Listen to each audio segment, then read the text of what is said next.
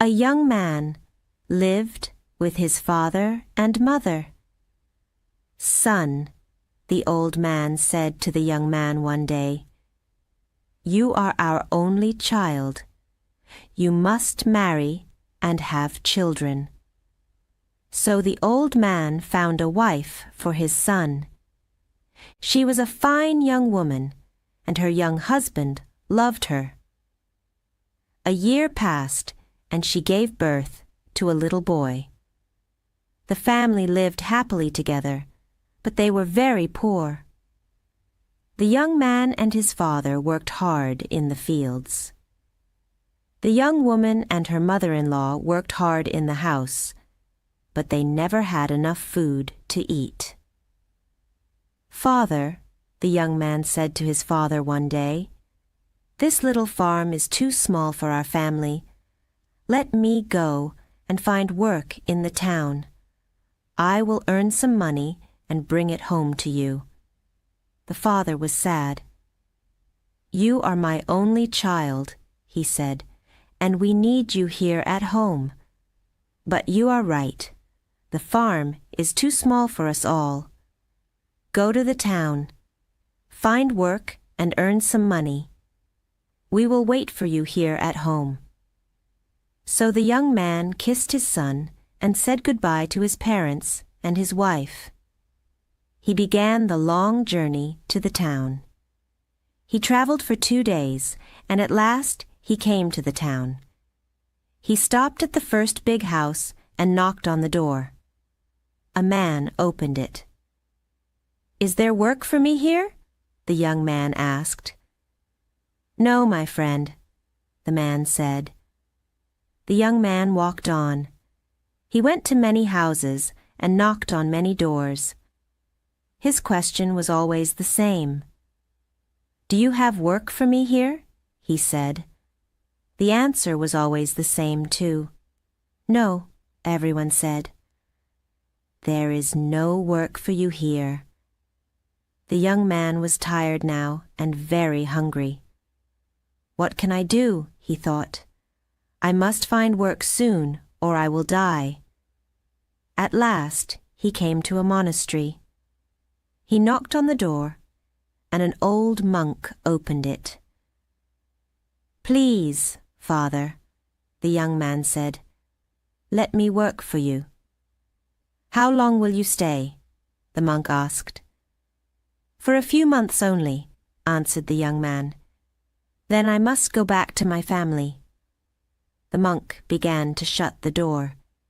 "Then I can't help you," he said. "If you work for us, you must promise to stay for a long, long time." "If I don't find work today, I'll die of hunger," the young man thought. "Father," he said, "please don't close the door. I promise to work for you for a long, long time." The monk smiled at him. "Come in, my son," he said.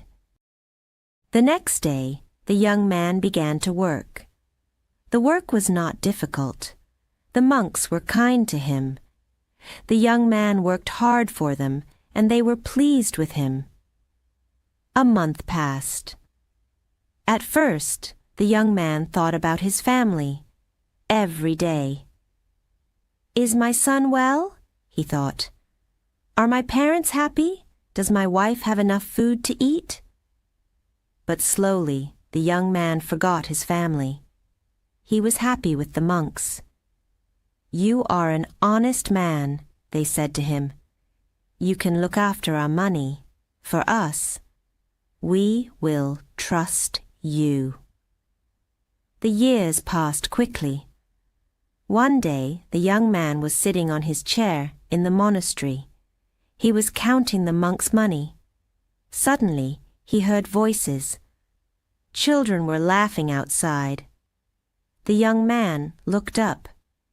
"They're happy," he thought. "Is my son happy?" He stood up and looked out of the window. "How old is my son now?" he thought. "How long have I been here? 5 years? 6 years? No, 10 years. I've been here for 10 years. The next morning, the young man went to see the monks. I've stayed with you for 10 years, he said, and I've been a good servant.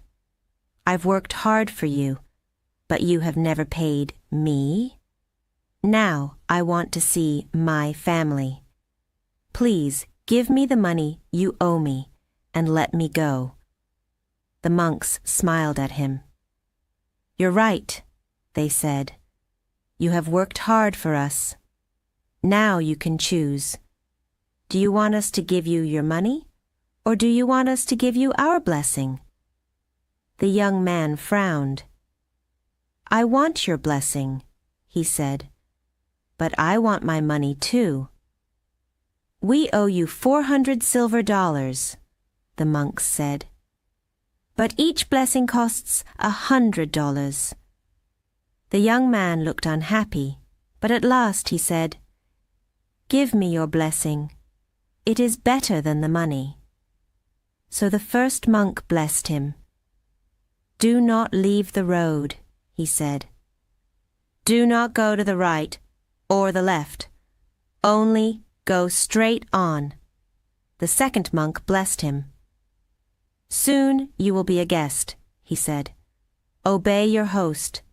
Take what he gives you. Then the third monk blessed him. Do not be angry, he said. Always think before you act. Then the monks gave the young man 100 silver dollars, and the young man left the monastery. Soon he met 2 men. They were walking along the road together. Walk with us, they said.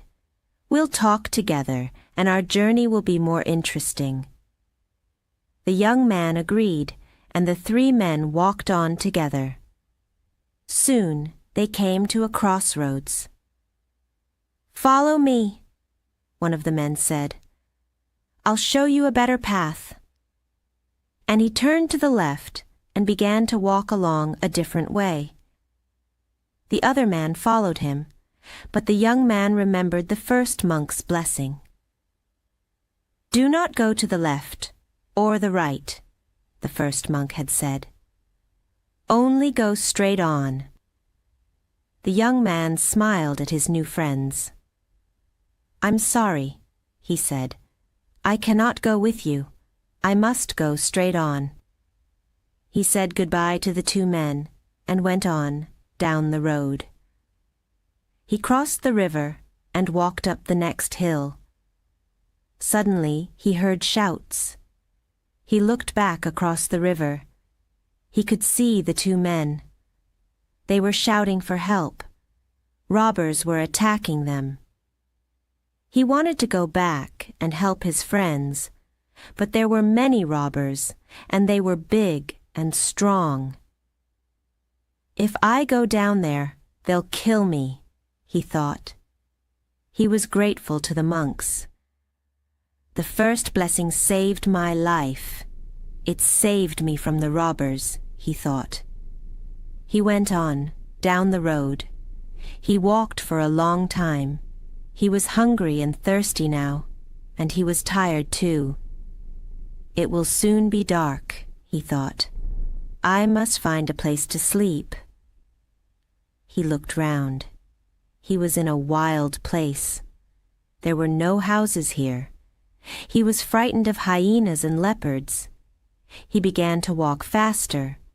It was dark now. I must find a place to sleep, the young man thought. At last, he saw a light in the distance. He ran towards it. The light came from a little house on a hill. The young man ran up to it and knocked on the door. At once, an old man opened it. He had white hair, and he wore fine white clothes. You are welcome. Come in, the old man said. The young man followed him into the house. Sit down, said the old man. Wait here. I will fetch some water and wash your feet." The young man felt ashamed. "I can't let this noble old man wash my feet," he thought. The old man went away to fetch the water.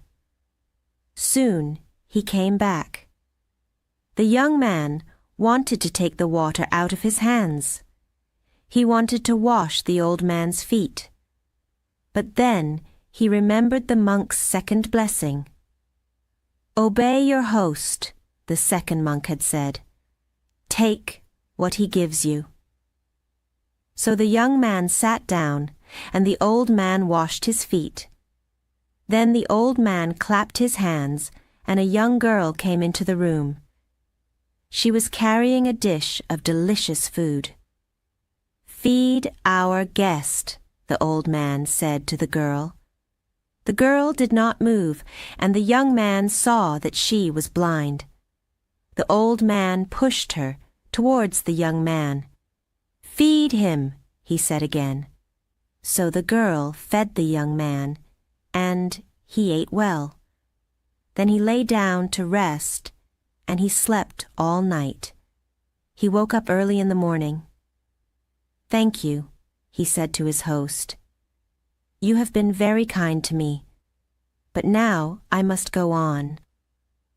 The sun was up now, and the young man could see his host clearly.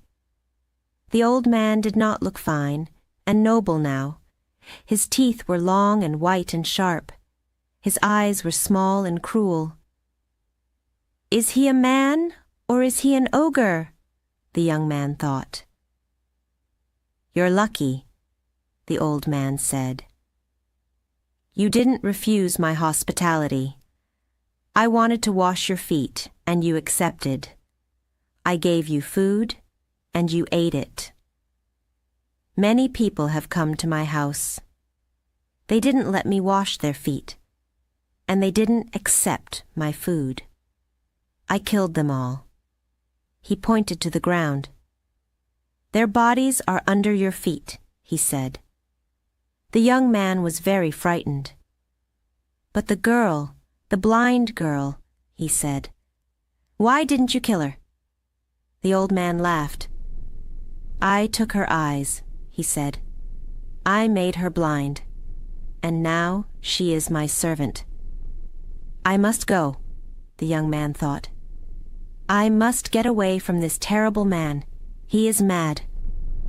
Thank you. Goodbye. Thank you. God bless you," he said quickly, and he began to walk away. But the old man called him back. "Wait," he said. "I have something for you." He went back into his house and came out again. He was carrying a sack. "Take it," he said. The young man took the sack and ran away down the road. The sack was very heavy. At last he stopped under a tree and opened it. "Dollars," he said. "Silver dollars." He tried to count them, but he couldn't. There were too many of them. "The monks saved my life again," he thought. "And their second blessing has made me rich, too." He went on quickly down the road. "My dear parents and my wife will be very happy," he thought. "I can look after them well now."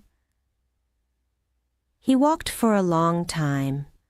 The sun was high in the sky, and he was hot and tired. But he knew this road well. He knew the trees and the rocks and the little streams. He was nearly home. He came to a church by the side of the road. A crowd was standing there. They were watching an old man and a boy. The man and the boy were fighting. The young man felt very angry. "What a wicked boy," he thought. "He is showing no respect to that poor old man." He wanted to run up to the boy and beat him with his stick. But then he remembered the monk's third blessing. "Do not be angry," they had said. "Always think before you act. he turned to the woman next to him. "What's happening?" he said. "Who is this old man and this boy? Why are they fighting?" "It's a sad story," the woman said. "These people are very poor. The old man is the boy's grandfather. 10 years ago, his son left him because he wanted to find work in the town. The old man had no one to help him. He has been very unhappy. He wanted to kill himself. His grandson is trying to stop him." Tears came into the young man's eyes. "Oh, my father! Oh, my child!" he shouted. He pushed his way through the crowd.